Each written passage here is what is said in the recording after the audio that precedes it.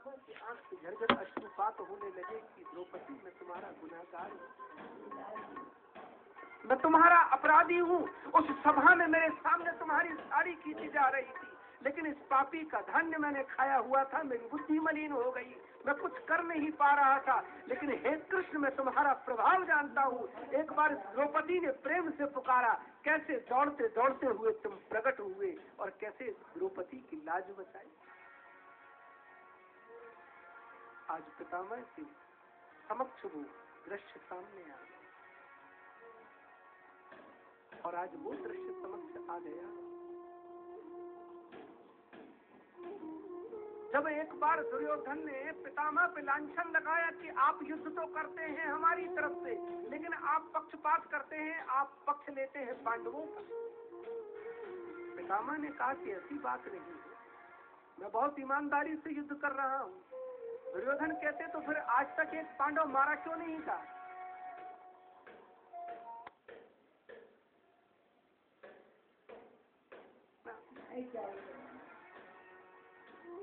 कल अवश्य ही किसी न किसी पांडव की मृत्यु हो जाएगी। जब आज भीष्म पितामह ने ऐसा संकल्प किया महाराज, इन पांडवों के खेमे में खलबली मच गई। अर्जुन महाराज सो रहे,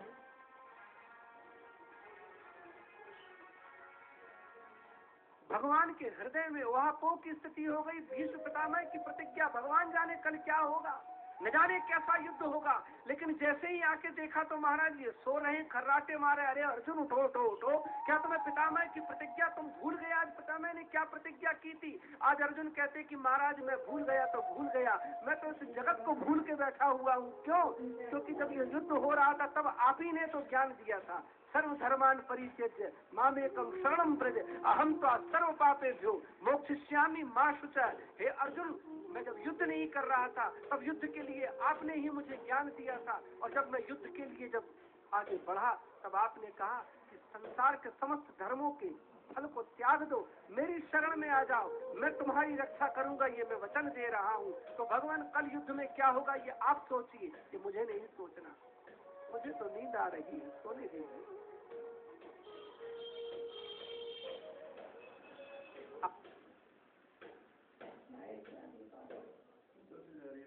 तो देखने लायक था, धनुष से छूटते बाण और महाराज टकराते कवच से, और यहाँ भगवान के मुख से निकल पड़ता पार।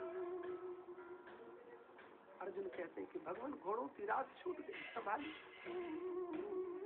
भगवान कहते हैं कि क्या करूंगा, मेरे भक्त पे जब कोई कष्ट आता है, अरे बाण तो लगता है तेरे छाती से, लेकिन दर्द मुझे होता है। अर्जुन ने क्या कहा, मैं अपने भक्तों का दर्द नहीं देख सकता। भीष्म पितामह की प्रतिज्ञा थी, भगवान ने एक प्रतिज्ञा की कि मैं महाभारत के युद्ध में रहूंगा, लेकिन अस्त्र शस्त्र नहीं उठाऊंगा। लेकिन भीष्म पितामह ने प्रतिज्ञा की थी कि हे ठाकुर, अगर मैंने शस्त्र न उठवा लिया तो गंगा का पुत्र भीष्म नहीं हूं, ये प्रतिज्ञा मेरी है। और आज ऐसा युद्ध बाणों की बरसात हो रही है महाराज। आज लगा भगवान को कि लगता है मेरा अर्जुन आज क्या बचेगा नहीं क्या। आज भगवान क्रोध में भर के रथ से कूद गए और पड़ा हुआ धरती पे इस चक्र को उठा के चक्र की तरह घुमाने लगे। जैसे ही भीष्म पितामह के समक्ष बढ़े, भीष्म पितामह ने एक तरफ उतार के रख दिया धनुष, एक तरफ उतार के रख दिया सुनील, दोनों हाथ जोड़ के आज महाराज प्रार्थना करते, स्वनिगममपहाय मत प्रतिज्ञा ऋतमद कर्तुम अवप्लुतो रथ से कूद पड़े जब ठाकुर, जैसे कोई सिंह शिकार करने के लिए जैसे एक हरण पे कूद पड़ता है। आज भगवान के वो वीर स्वरूप का ध्यान याद आ गया पितामह। दोनों हाथ जोड़ के पितामह प्रार्थना करते हैं कि भगवान ये आपने क्या कर दिया, आपने अपनी प्रतिज्ञा तोड़ दी। आपने तो प्रतिज्ञा ली थी मैं शस्त्र नहीं उठाऊंगा, लेकिन भगवान मंद मंद मुस्कुरा के कहते हैं, अरे भीष्म, तुमने भी तो प्रतिज्ञा की थी कि ठाकुर मैं आपसे शस्त्र उठवा लूंगा, तो क्या करूं? भक्त का मान रहेगा कि भगवान का मान रहेगा? भगवान कहते मेरा क्या मान, मेरा क्या अपमान, मेरा क्या सम्मान, मेरा मान सम्मान अपमान और मेरा संकल्प विकल्प तो भक्तों के लिए होता है। बस मेरे भक्तों का मान न छूटे, मेरा छूट जाए तो छूट जाए, कोई बात नहीं। मेरे भक्त का अपमान नहीं होना चाहिए। मेरा भक्त कोई संकल्प करता है तो मेरे भक्त का संकल्प नहीं छूटना चाहिए। मेरा संकल्प क्या है? मेरा संकल्प मेरे भक्त ही। आज भगवान के उस वीर स्वरूप का ध्यान करते करते भीष्म पितामह ने अपने से प्राण त्याग।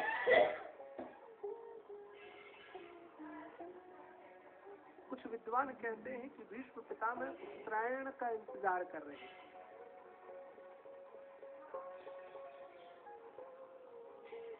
तो किसी ने कहा कि उत्तरायण का इंतजार करें वो जिनको नरक में जाने का डर हो। लिखा है कि उत्तरायण में जिसकी मृत्यु होती है वो महाराज स्वर्ग में जाता है। लेकिन जो भगवान के भक्त होते हैं ना उन्हें उत्तरायण से मतलब, ना उन्हें दक्षिणायन से मतलब। वृंदावन में आप चले जाइए महाराज, वहाँ कोई शुक्ल पक्ष नहीं है, वहाँ कृष्ण ही है, वहाँ कृष्ण पक्ष ही है। वहाँ के कई पंडित लोग संकल्प करा के कृष्ण पक्ष बोल देते। एक पंडित जी से बोल दिया कि महाराज ये तो शुक्ल पक्ष चल रहा है। बोले शुक्ल पक्ष चलता होगा तुम्हारे तरफ, यहाँ ब्रज है, यहाँ तो कृष्ण पक्ष ही चलता है।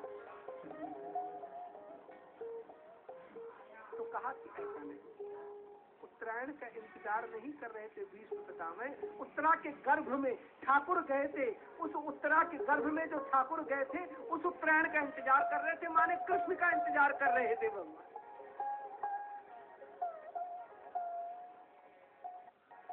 अच्छी बात है।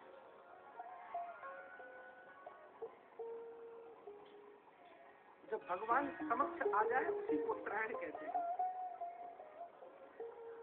कह हनुमंत विपत्ति प्रभु सोई,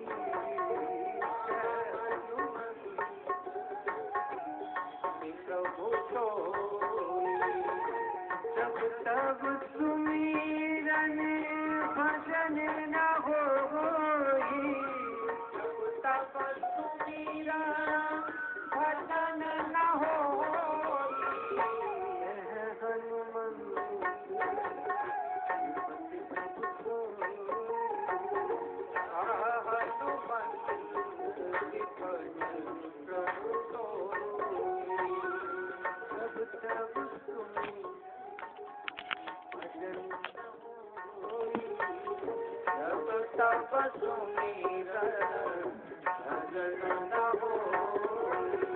संसार में भगवान के नाम का स्मरण ना हो तो संत कहते हैं कि सबसे बड़ी विपत्ति है।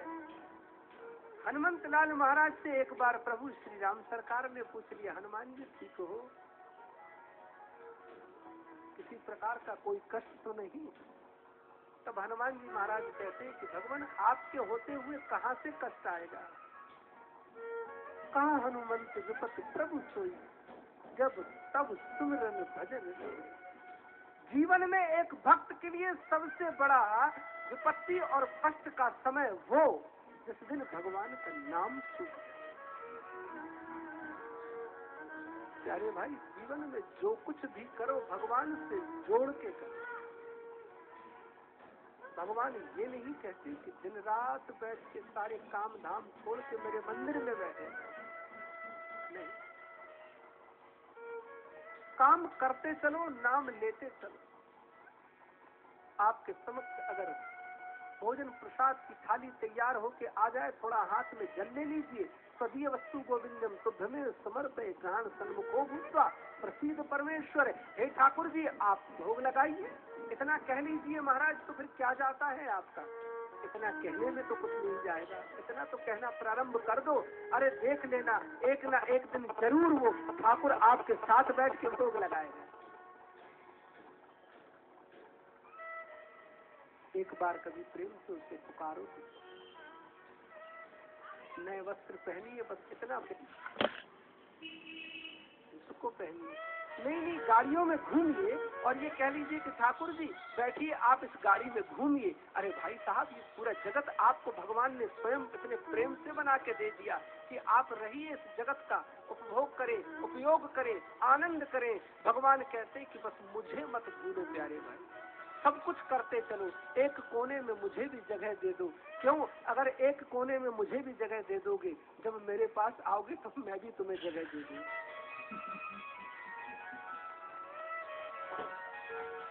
लोग महाराज आजकल बड़ा गजब करते हैं, बड़े बड़े मकान बनाते हैं महाराज, और द्वारे के बाहर एक छोटा सा मंदिर बना देते हैं कि भगवान तुम बस यहीं बाहर बैठे रहो, यहीं से बैठे बैठे चौकीदारी करते रहो, ये हमारा गोरखे चौकीदारी का पैसा बचा और यहीं से पूरे घर की रक्षा करते रहो। भगवान कहते कोई बात नहीं बेटा, जब तू भी मेरे पास आया तो तेरे को भी ऐसे द्वारे पे बिठाऊंगा। तो जीवन में तुम जैसे भगवान के साथ व्यवहार करोगे, वैसे ही तो तुम्हारे साथ होने वाला। क्यों? एक व्यक्ति जब मर के गया स्वर्ग से, भगवान ने कहा कि तुम्हारे पुण्य भी हैं, तुम्हारे पाप भी हैं, तो पहले कहाँ जाना चाहोगे? तो उस व्यक्ति ने कहा कि महाराज मुझे सोच लेने दो कि स्वर्ग में क्या है और नरक में क्या है। तो कहा कि भाई स्वर्ग में तो सब आनंद ही आनंद है, वहाँ किसी प्रकार की कोई कुंठा नहीं, इसीलिए वैकुंठ कहते हैं। यहाँ सब शांत वातावरण है, सब भगवान का भजन करते हैं, बैठ के आनंद करते हैं।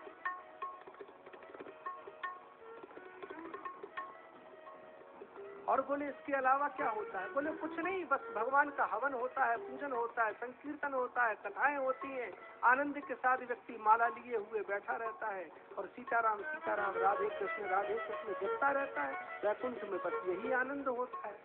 और कहा कि महाराज फिर नरक में तो अप्सराएं नृत्य करती हैं, नाच गाना चलता है, मदिरा पान होता है।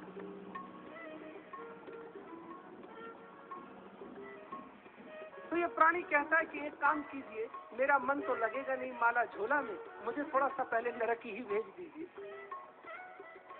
जैसे ही इस जीव को नरक में लेके आए तो यहाँ यमराज ने कहा कि भाई इसे मारो, काटो, छांटो, पीटो और सामने जो कढ़ावा है और इस कढ़ावे में से तलना चालू करो। उस व्यक्ति ने कहा अरे अरे रुक जाइए, ये आप क्या कर रहे हैं मेरे साथ? तो कहा कि भाई नरक तो तूने ही मांगा था, और नरक में तो यही होता है, मार काट छाट, और यही बस बड़े बड़े शूल दिए जाते हैं और इन्हीं कढ़ावों में कढ़ाया जाता है। और बोले महाराज ये जो नृत्य गान और अप्सराएं और ये महाराज